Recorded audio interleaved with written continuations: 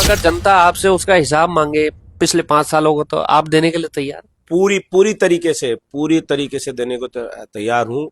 हमारे तो blow rate भी चेक करेंगे और भी कुछ करेंगे। और कोई भी किसी प्रकार से अगर चेक वो करे तो आज भी मैं पूरा हिसाब पड़ा है मेरे पास, तो निगम का 1 मिनट में देने को एक तैयार सवाल और है, बड़ा कड़वा है और सांगानेर की चर्चाओं में भी है, मैं कहता हूँ सांगानेर नहीं पूरे जयपुर में है, कि एक सांगानेर मंडल और आपके बीच में जो कुछ चल रहा है जग जाहिर है। किस तरीके से मैनेज होगा दिशा संदेश मीडिया में? और जैसा कि पता है कि राजस्थान में चुनावों की घोषणा हो गई है नगर निकाय और निगम को लेकर के।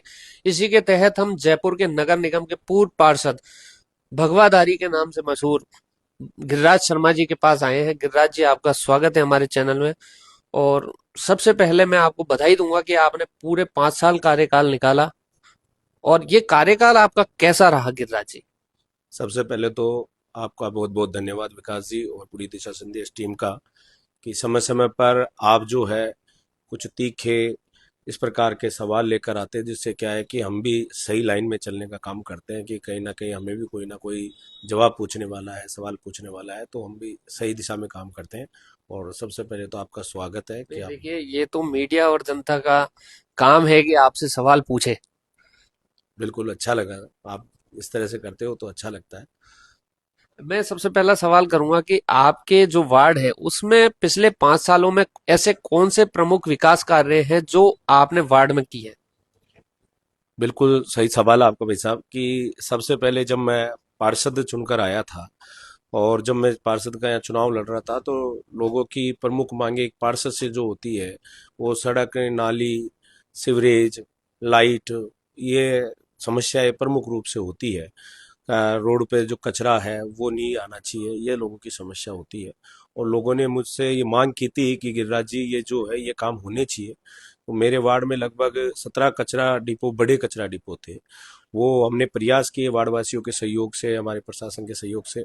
और एक भी कचरा डिपो आज वार्ड 89 जो था अभी परिसीमित वार्ड 57 है, उसमें हमारे वार्ड में किसी भी प्रकार सा इस क्षेत्र में कोई कचरा डिपो नहीं है।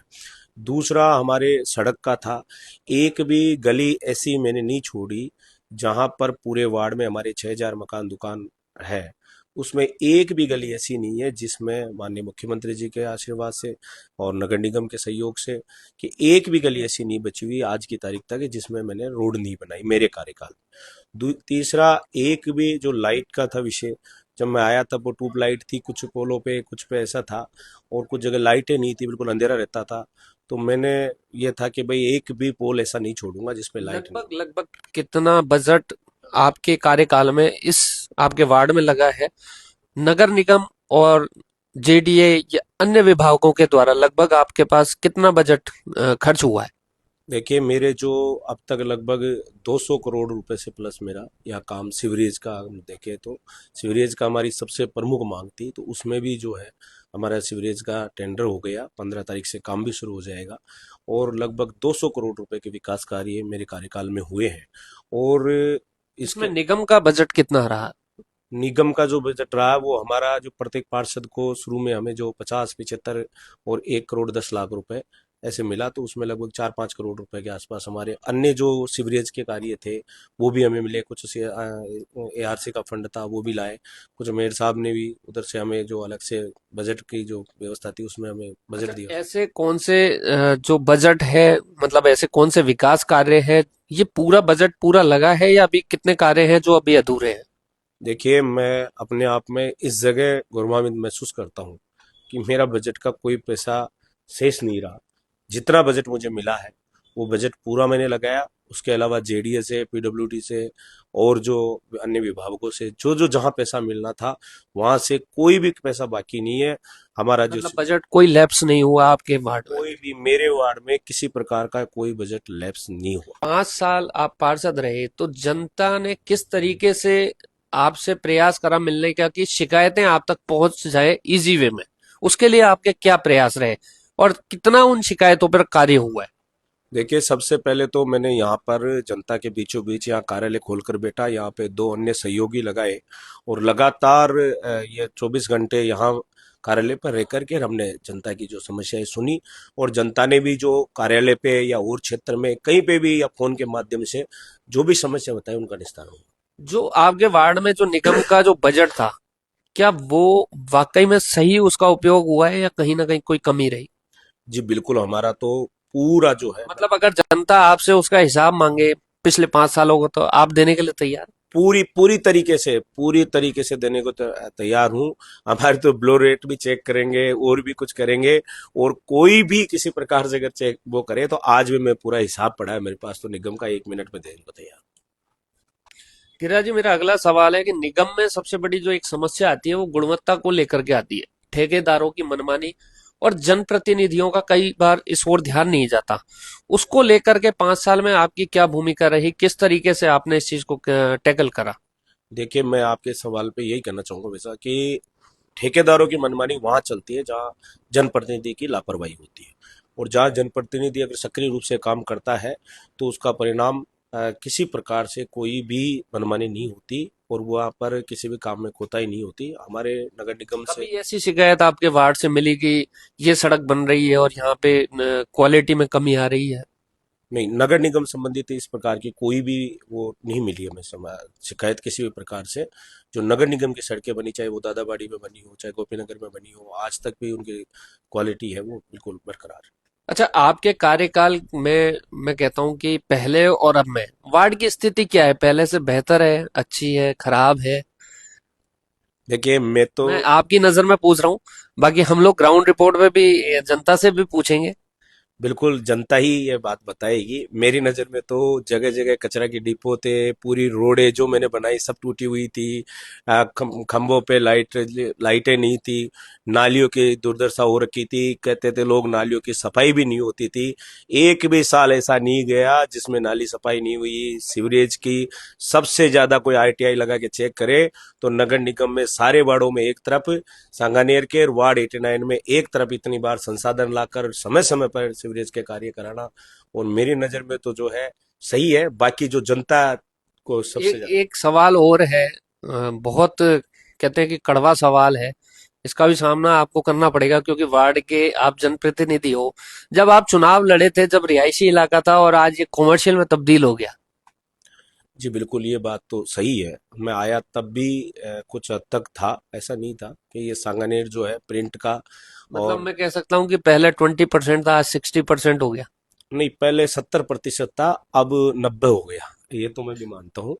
और ये तो लगा। सरकार को भी चाहिए कि इस एरिया को वाकई में कॉमर्शियल बना करके, और जो भी टैक्स बनता है उसको किया जाए जिससे सरकार की भी आमदनी बढ़े, और जो समस्याएं आती हैं व्यापारियों के सामने उससे भी एक छुटकारा व्यापारियों को मिल सके। बिल्कुल, ये तो अभी नगर निगम से भी जैसे मान लो यूडी टैक्स का है, तो हमने जो मेरे वार्ड में भी है कई प्रकार की जो कमर्शियल जो थी बिल्डिंगे थी, उनका नगर निगम ने भी टैक्स वसूल किया है। और भी एक पॉलिसी बननी चाहिए क्योंकि अभी जहाँ लोग हैं, यहाँ क्या स्थिति है कि नीचे व्यक्ति अपना जो है छोटा मोटा लघु उद्योग चलाता है, ऊपर रहता है। और मैं जब आया था तब मैं वोट मांगने गया, तब मैं उसी लघु उद्योग को देख के ऊपर वोट मांगने उनसे गया। और मैं जाकर बनने कर ये कहूँ कि इसको बंद करो, तो मेरे से ये नहीं हो नहीं, सका। बंद तो नहीं होना चाहिए। देखो, रोजगार है और रोजगार बढ़ रहा है तो हमारे सांगानेर के लिए बहुत अच्छी सौभाग्य की बात है कि विकास के कार्य हो रहे हैं। हाँ, इसी चीज को अगर कॉमर्शियल में तब्दील कर दिया जाए तो उससे राज्य सरकार को भी आमदनी अच्छी होगी। बिल्कुल, इसके लिए भी आपने क्या प्रयास किए? बिल्कुल ऐसा होना चाहिए कि जो अभी ये कनेक्शन वगैरह जिस प्रकार से अभी आपके सामने कट रहे थे, उस समय भी मैंने कहा था कि भाई इन लोगों के जो है, इनको जो ट्रीटमेंट प्लांट से कैसे भी जोड़ करके या अन्य कोई जगह से इनको शिफ्ट करके, और जो हमारा सांगानेर की पहचान है, माननीय मुख्यमंत्री जी जिस प्रकार से आप देखते हो कि गले के अंदर सांगानेर की पहचान को लेकर घूमते हैं, और उसके बाद में पूरे राजस्थान ही नहीं पूरे देश भर में और हमारी एक पहचान बनी है। और ये सांगानेर का जो रंगाई छपाई का कार्य है, ये प्रिंट का कार्य है, कपड़े का कार्य है, मैं तो ये मानता हूँ कि यहाँ से जाना नहीं चाहिए। ये आत्मा है सांगानेर की। नहीं, बिल्कुल बहुत अच्छी बात है। एक सवाल मेरा थोड़ा सा हट गया है। जैसे आपने बात छेड़ी कि सीएम साहब हमारी पहचान को हमारे साथ लेके चलते हैं, ऐसे ही एक आपकी भी पहचान है राजस्थान में भगवादारी के नाम से। आप हमेशा भगवादारी पहनते हैं। क्या योगी जी के पद चिन्हों पे चल रहे हैं? जी बिल्कुल, देखिए, भगवा मानी त्याग, भगवा मानी समर्पण। किस भगवा तरह का त्याग? वो त्याग आपको दिख रहा होगा कि 5 साल में कोई भी, अभी चुनावी समय है लेकिन फिर भी मैं कहूंगा कि 5 साल में कोई एक व्यक्ति कह दे कि गिरिराज शर्मा और गिरिराज शर्मा के नुमाइंदों ने किसी 1 रुपए का कोई भ्रष्टाचार किया हो, तो मैं जीवन भर राजनीति छोड़ने को तैयार हूँ। किसी प्रकार से अगर मैंने कोई लालच रखा हो, कहीं से किसी प्रकार को से मैंने अपना पराया समझा हो, कि मेरे लिए पूरी जनता समान, मैं अपना गांव आपके सामने मदाऊ था और घर को छोड़कर मैं एक योगी की तरह अपना जीवन जो है इस बाढ़वासियों के लिए समर्पित किया है। और यही मेरा ये था कि मैं जो भगवा तन जैसा होता है, कि मेरे को किसी ने कहा था कि 40 दिन तक अगर किसी वस्त्र को अगर आप मन से धारण करते हो तो आपका मन वैसे हो जाता है। तो मेरा जो मन है वो आज भी यही है कि मेरी नज़र में सब समान है।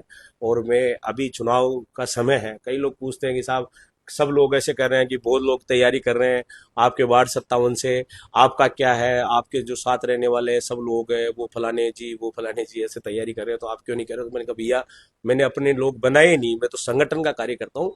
मैंने संगठन का काम खड़ा किया। मेरे सामने जो निर्दलीय चुनाव लड़ने वाले थे, 3-3 लोगों ने निर्दलीय चुनाव लड़ा। मैं जैसे ही प्रशिक्षण शिविर से आया, आते ही मैंने उनको सबको बीजेपी ज्वाइन कराई। और जो बीजेपी का कुनबा कितना बड़ा है, ये मेरे लिए एक मायने रखता है।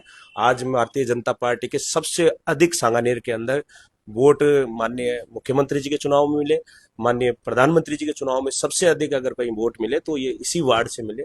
ये मेरा योग्य, ये मेरा समर्पण, मुझे यही चाहिए था और ये मेरा साकार हुआ। मेरा अगला सवाल है कि मैं आपको बताऊं कि मैं जानकारी भी देना चाहता हूं कि वार्ड 89 से हमारे पार्षद रहे गिरिराज जी। अब आप क्या दोबारा इच्छुक हैं कि चुनाव लड़ने के, क्योंकि वार्ड का परिसीमन होने के बाद ये वार्ड 57 हो गया है और बताया जा रहा है कि आपके इस वार्ड की सीमा भी बड़ी हो गई है, वोटर भी बढ़ गए हैं। तो आप क्या दोबारा चुनाव लड़ने की तैयारी में है गिरिराज जी? देखिए, ये बहुत अच्छा सवाल है और इस सवाल का इस समय जो आपने जो सही समय पे सवाल किया है, कि कई लोग मेरे से पूछ रहे थे, मैं आपके माध्यम से उन सबसे कहना चाहता हूँ कि मेरा केवल ये था कि आज से पहले जब पहला चुनाव में लड़ा था, तभी संगठन के सामने भी था कि मेरे को एक बार मौका दे ताकि मैं अपने आप को साबित कर सकूं और मैं जनता की सेवा कर सकूं।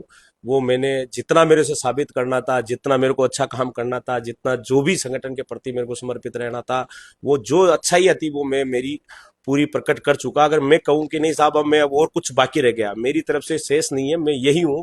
अगर मेरा कार्य और मेरे वो अच्छे लगे होंगे तो जनता मुझे चाहेगी। और मेरा संगठन को अगर मेरे से ज्यादा अगर और अच्छा उपयुक्त तो उम्मीदवार मिलता है तो संगठन जिसको तय करेगा मैं उसके साथ लगूंगा। और संगठन अगर मुझे आदेश देता है कि तुझे के लिए चुनाव लड़ना है और या और कोई कार्य देते हैं तो मैं संगठन जैसा कहेगा वैसा कार्य करूंगा। जैसे वार्ड 92 भी जुड़ चुका है, माइनॉरिटी और कांग्रेस का वोट बैंक वहां पे ज्यादा है, तो किस तरीके से मैनेज करोगे आप? देखिए, माइनॉरिटी वालों को भी मैं कहना चाहूंगा कि अगर माइनॉरिटी वालों को भी, मेरे पास कई लोग आते हैं बहुत आगे हाथ फैला करके और वो मेरे को आशीर्वाद भी देते हैं। माइनॉरिटी को भी ऐसा नहीं है कि वो मेरे यहाँ पर रणजीत नगर है, हमारे इरावत नगर है, यहाँ पर जो शिव कॉलोनी है, कॉन्वेंट सिनेमा मेरे वार्ड में आता है आपके सामने, तो ये हमारे माइनॉरिटी के लोग यहाँ रहते थे। तो मैं उनके भी एक पोल ऐसा नहीं बचा जहाँ लाइट नहीं है, उनकी भी एक गली ऐसी नहीं बची जहाँ रोड नहीं है। सीवरेज का कार्य उनके अभी यहाँ स्वीकृत हुए थे वो वहां भी करवाए। सब ऐसा नहीं कि मैंने विकास के नाम सबका साथ सबका विकास। सबका साथ, और होना भी चाहिए अच्छा, जनप्रतिनिधि का। एक एक सवाल और है, बड़ा कड़वा है और सांगानेर की चर्चाओं में भी है, मैं कहता हूँ सांगानेर नहीं पूरे जयपुर में है, कि एक सांगानेर मंडल और आपके बीच में जो कुछ चल रहा है जग जाहिर है। किस तरीके से मैनेज होगा ये सब?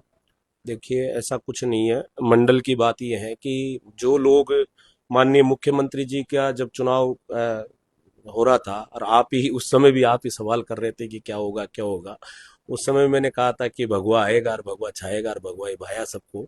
और उस समय जो कुछ लोग विरोध में थे तो उनको हम समझाने के लिए करते थे, प्रयास करते थे। उन लोगों को कुछ को बुरा लगता है, कुछ को ऐसा लगता है, लेकिन परिवार है, क्योंकि परिवार में भी आप हमारे परिवार के सदस्य हो, क्योंकि आप देश के चौथे स्तंभ हो, तो आप हम लोगों को भी समझाते हो कई चीज, तो हमें भी हमारे बीच में भी होती है।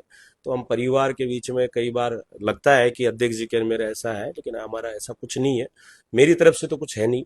मेरी तरफ से तो यही है कि वो संगठन का काम अच्छे से करें और मेरे को जो जिम्मेदारी मिली, मैं मेरे जो पार्षद का जो काम था ये मैं मेरा अच्छे से करूं, दोनों मिलकर माननीय मुख्यमंत्री जी को जो जन कल्याणकारी योजना है उनको जन जन तक पहुंचाने का काम करें और संगठन को मजबूत करने का। तो हमारे साथ थे वार्ड 89 के पार्षद जो कि अब वार्ड 57 में आ चुके हैं और इन्होंने कहा कि अगर संगठन तय करता है तो टिकट अगर मिलती है तो मैं चुनाव लड़ूंगा, और जनता का और संगठन का जैसा आदेश होगा उस तरीके से मैं तैयार हूं। और ऐसे ही हम और पार्षदों से और लोगों से बात करेंगे। जुड़े रहिए दिशा संदेश मीडिया के साथ।